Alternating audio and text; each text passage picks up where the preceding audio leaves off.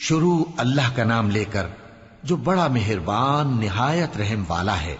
یاسین، قسم ہے قرآن کی جو حکمت سے بھرا ہوا ہے۔ اے محمد صلی اللہ علیہ وآلہ وسلم، بے شک تم پیغمبروں میں سے ہو، سیدھے رستے پر ہو۔ یہ قرآن غالب و مہربان کا نازل کیا ہوا ہے تاکہ تم ان لوگوں کو جن کے باپ دادا کو خبردار نہیں کیا گیا تھا خبردار کر دو کہ وہ غفلت میں پڑے ہوئے ہیں۔ ان میں سے اکثر پر اللہ کی بات پوری ہو چکی ہے، سو وہ ایمان نہیں لائیں گے۔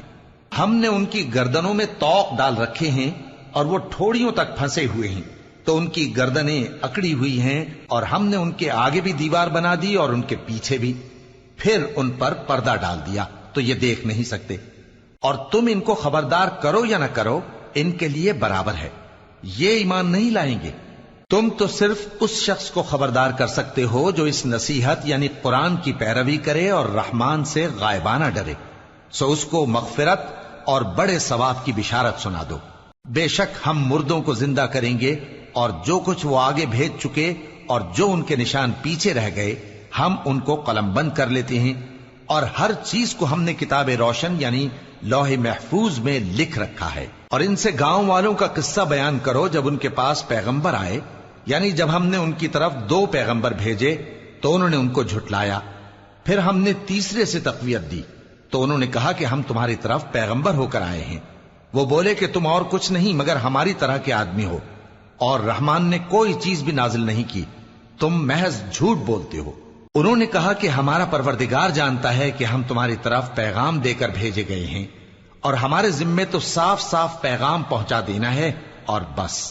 وہ بولے کہ ہم تم کو اپنے لیے منحوس سمجھتے ہیں، اگر تم باز نہ آؤ گے تو ہم تمہیں سنسار کر دیں گے اور تم کو ہم سے دکھ دینے والا عذاب پہنچے گا۔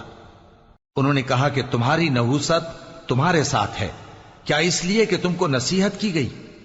نہیں، بلکہ تم ایسے لوگ ہو جو حد سے تجاوز کر گئے ہو۔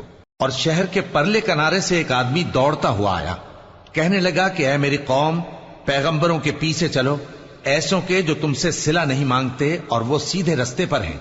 اور میں کیوں اس ذات کی پرستش نہ کروں جس نے مجھے پیدا کیا اور اسی کی طرف تم کو لوٹ کر جانا ہے؟ کیا میں اس کو چھوڑ کر اوروں کو معبود بناؤں کہ اگر رحمان مجھے نقصان پہنچانا چاہے تو ان کی سفارش مجھے کچھ بھی فائدہ نہ دے سکے اور نہ وہ مجھے چھڑا ہی سکیں؟ تب تو میں کھلی گمراہی میں پڑ گیا۔ میں تو تمہارے پروردگار پر ایمان لایا ہوں، سو میری بات سن رکھو۔ حکم ہوا کہ بہشت میں داخل ہو جا۔ بولا کاش میری قوم کو پتا چل جائے کہ میرے رب نے مجھے بخش دیا اور مجھے عزت والوں میں شامل کیا، اور ہم نے اس کے بعد اس کی قوم پر کوئی لشکر نہیں اتارا اور نہ ہم اتارنے والے تھے۔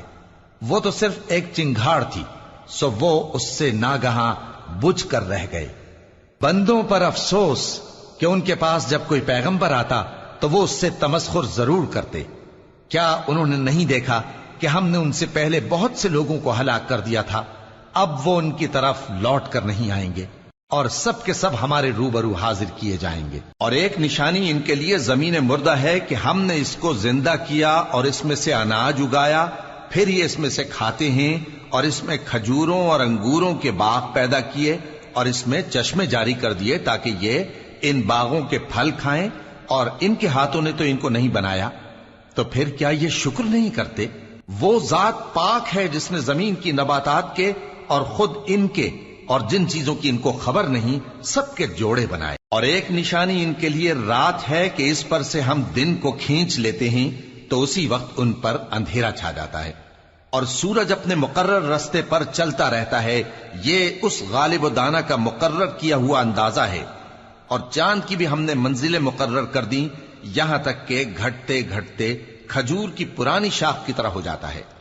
نہ تو سورج ہی سے یہ ہو سکتا ہے کہ چاند کو جا پکڑے، اور نہ رات ہی دن سے پہلے آ سکتی ہے، اور سب اپنے اپنے مدار میں تیر رہے ہیں۔ اور ایک نشانی ان کے لیے یہ ہے کہ ہم نے ان کی اولاد کو بھری ہوئی کشتی میں سوار کیا، اور ان کے لیے ویسی ہی اور چیزیں پیدا کی جن پر یہ سوار ہوتے ہیں، اور اگر ہم چاہیں تو ان کو غرق کر دیں، پھر نہ تو ان کا کوئی فریاد رس ہو اور نہ ان کو رہائی ملے، مگر یہ ہماری رحمت اور ایک مدت تک کے فائدے ہیں۔ اور جب ان سے کہا جاتا ہے کہ جو تمہارے آگے اور جو تمہارے پیچھے ہے اس سے ڈرو تاکہ تم پر رحم کیا جائے، اور ان کے پاس ان کے پروردگار کی طرف سے کوئی نشانی نہیں آتی مگر اس سے منہ پھیر لیتے ہیں۔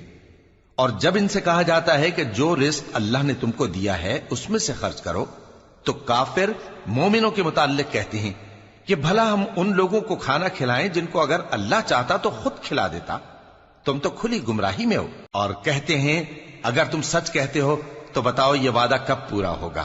یہ تو ایک چنگھاڑ ہی کے منتظر ہیں جو ان کو اس حال میں کہ باہم جھگڑ رہے ہوں گے آ پکڑے گی، پھر نہ تو یہ وصیت ہی کر سکیں گے اور نہ اپنے گھر والوں میں واپس جا سکیں گے۔ اور جس وقت سور پھونکا جائے گا یہ قبروں سے نکل کر اپنے پروردگار کی طرف دوڑ پڑیں گے، کہیں گے ہائے بربادی، ہمیں ہماری خوابگاہوں سے کس نے جگہ اٹھایا۔ یہ وہی تو ہے جس کا رحمان نے وعدہ کیا تھا اور پیغمبروں نے سچ کہا تھا۔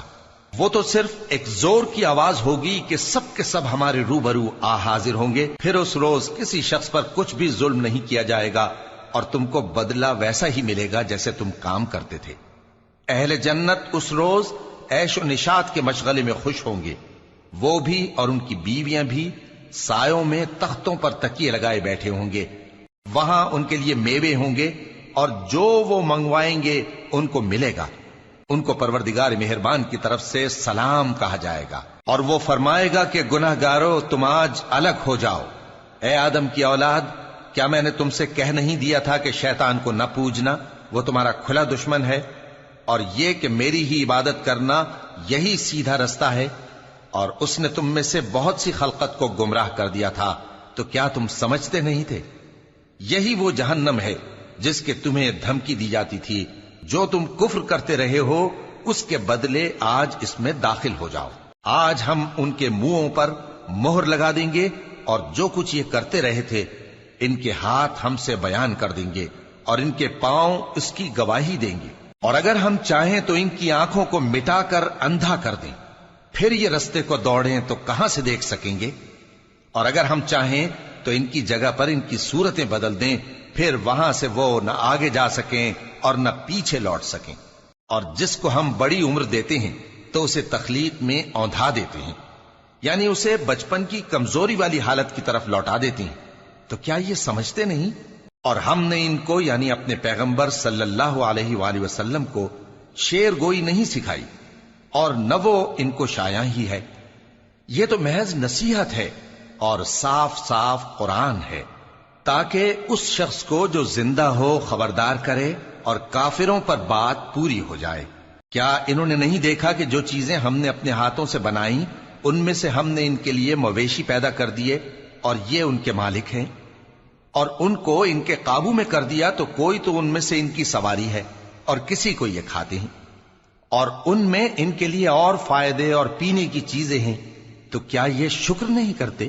اور انہوں نے اللہ کے سوا اور معبود بنا لیے ہیں کہ شاید ان سے ان کو مدد پہنچے، مگر وہ ان کی مدد کی ہرگز طاقت نہیں رکھتے، اور وہ ان کی فوج بنا کر حاضر کیے جائیں گے تو ان کی باتیں تمہیں غمناک نہ کر دیں۔